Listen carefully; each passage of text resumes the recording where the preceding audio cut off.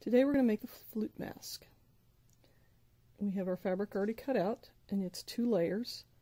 We have the front layer, which is the school colors, and the inside layer, which will go next to the face, is, in our case, the white, but it can be any cotton. And then there's a hole that's on the one side that the flute head joint is going to go through. And it doesn't look much like a mask now, but all of these large cutouts are going to be darts that will pull it in and shape it kind of like a box.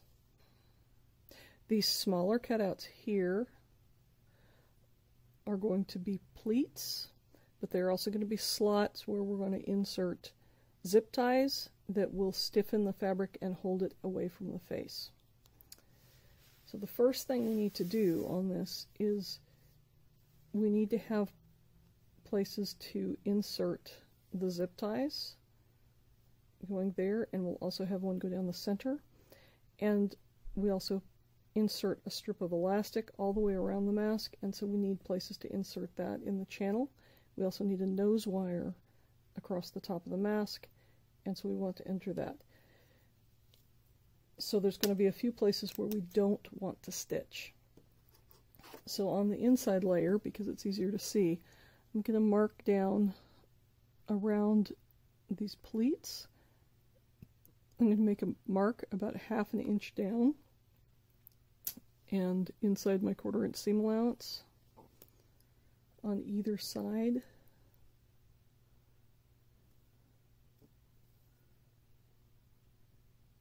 Of those. I also, at the very center of the top piece, which is at, it's about 2.5 inches, so it's at 1 1/4 inches, should be the center. I want 1/2 inch there where I'm not going to sew, because that's where we'll slide the zip tie in. I'm going to make the same 5 markings on the opposite side. The flute mask design is symmetrical so that you have the same on the top and the bottom.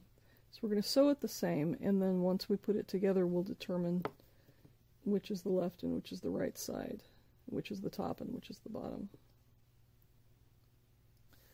So now that we have our marks made, we're first going to sew the darts on both pieces of fabrics, and then we're going to put the two together and we're going to sew all the way around the edge, and that's where we're going to skip between our marks. So the first thing is to sew the darts. To sew the darts, you simply match up the bottom of that cutout and the top of the cutout, and then you sew along the edge.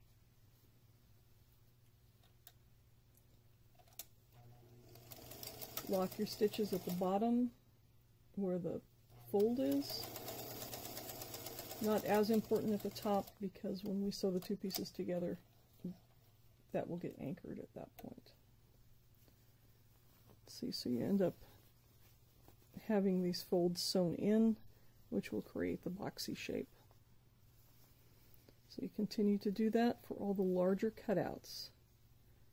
Do not sew together the 4 that you put the marks on. After you've sewn your inside and your outside and you've clipped all your threads, then you end up with these 2 matching boxes. Your next step is to put them together, right sides together, and sew around the edges.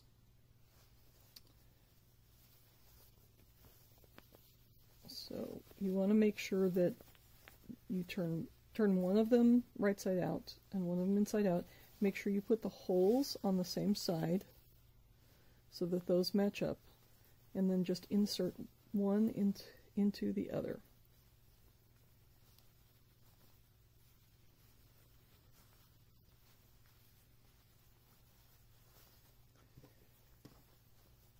And then match up the edges and the seams and pin.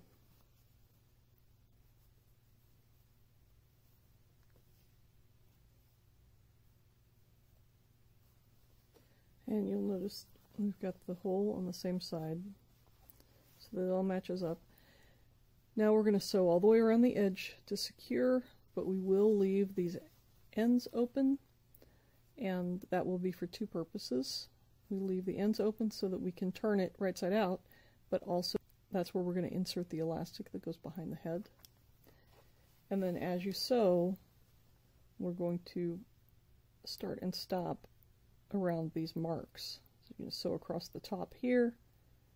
Then as you come down on the inside of this V, you're going to stop there. You're going to skip stitches and you're going to start stitching again at that dot. Stitch down around the V, stop at the dot, then go up. So across here, stop at the dot, skip over to here, across to the air, so that we're going to have these gaps, and that will allow us to have an insertion point across here for the nose piece, an insertion point here to put elastic in to go around the sides when we turn it around. And then this gap here allows us to insert the zip tie for the stiffener across the front that will hold it out away from the flute.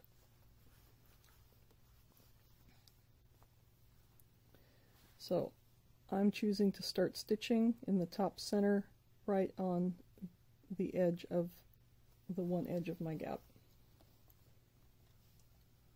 So that's where I'm going to put my needle in.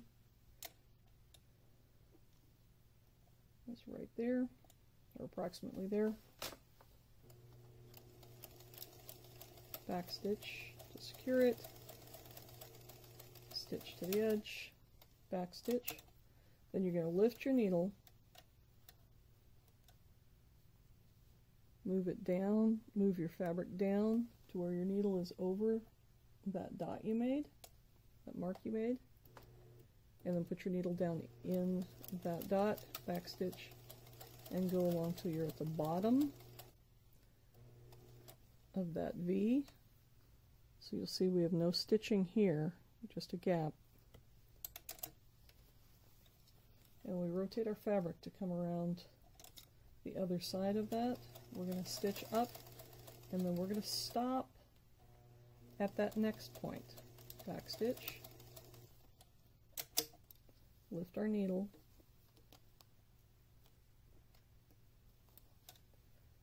and again move up to where we're going to start at our 1/4 inch seam allowance along the top again.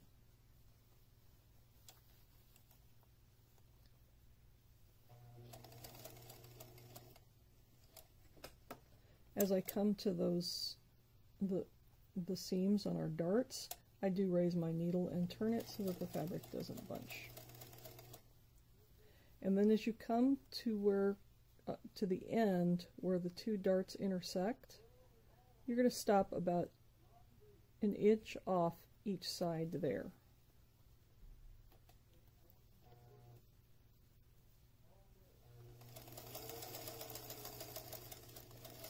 And that will leave the space for turning. So then again, so we're stopping about an inch off that intersection. We're going to lift the needle and move to the other side, again about an inch in, which is just beyond my pin. Set my needle back down and start again. When I come around to the other side, I'm going to treat the opposite end, going across those V's with the dots the exact same way I did at the top. So what you end up with, I'll trim my thread so you can see it more easily.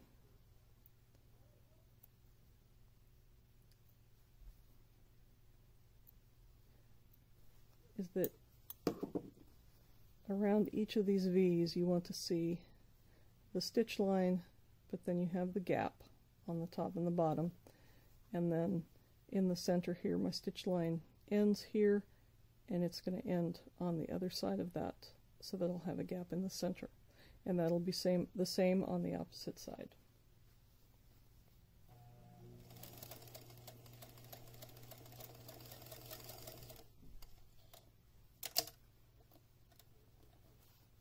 And we're almost back to where we started. And we stop just beyond that little mark.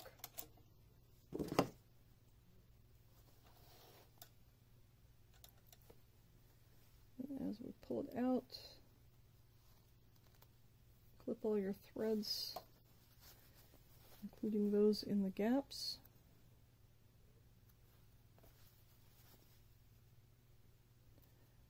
It's important to clip those because they can cause problems when we start inserting the elastic, because they can get tangled, they can bind things up a little bit.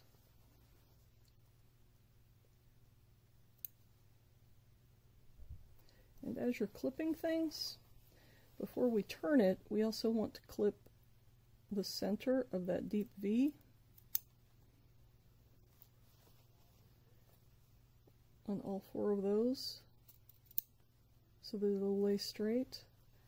And then we can also just trim off the tips of the corners, and that will help the seams lay a little flatter.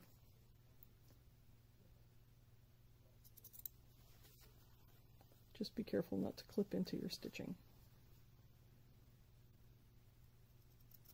And then on the ends as well, make sure you trim those threads so they can really pull.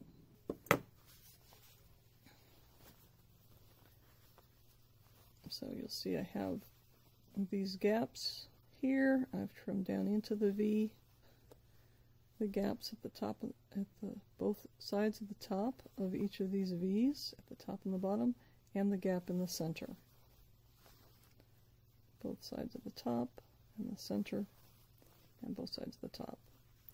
And then I'm also open on that end as well as on this end. So now it's time to turn it right side out.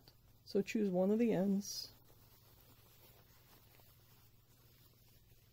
and just work it through. Once you've turned it right side out, you'll need to poke those little triangles up.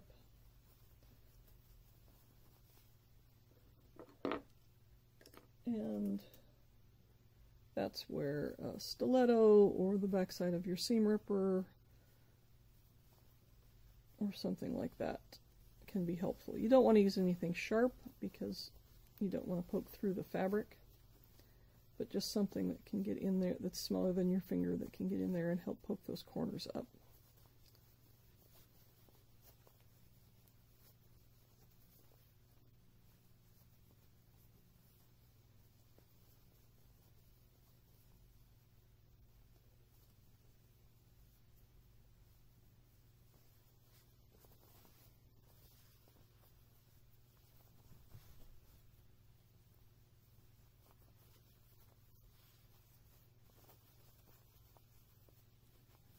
And this is another reason we leave both ends open, is to give you more access to pull those up.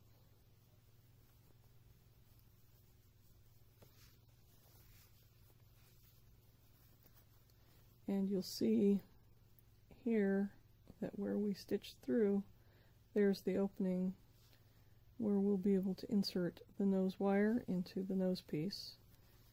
And on this side, here's the opening where we'll be able to insert the elastic that will go all the way around.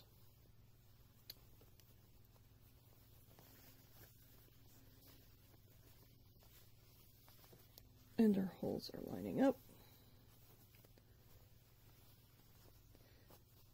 Once you've turned it all the way around and pulled those holes up, then you want to press it, and then we'll move on to the next step. Now that you've pressed your mask open, one other thing that you want to do is you want to be able to see the center. So you want to press a line down the very center, and then you also want to see where these pleats are going to be. So you want to match up your points and press that line that way. This is actually easier to press if you turn the pocket end inside out, because it will lay flatter. And you'll do that on both sides.